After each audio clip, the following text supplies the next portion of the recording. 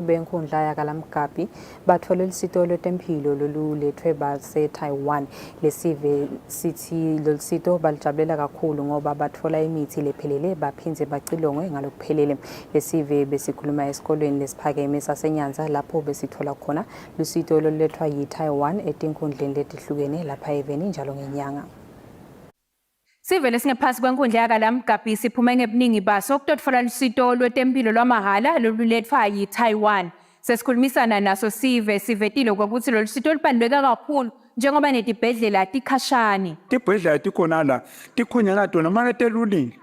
Une community center isekazondwako lenye iseliyengweni. Lana bayazama cishe kusiniketa yonke i-medication.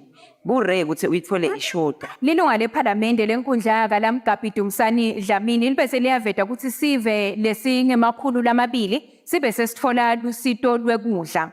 Siyabonga nje siyatusa siyadumisa ngwenyameni ukuthi kulola khulumile wabayethe sekuvele sekufezakele kalamgabi naku nje iTaiwan mission seyivele seyiqalile yena lapha wona namaswati emaswati ke lamhla athola kwelashwa kwamahala. Dokotela Lin Shunshin uchazile ukuthi itifo labatelaphile letiningi itfaka ekhathi iBP. Most prevalent disease are the chronic illness like hypertension or diabetes.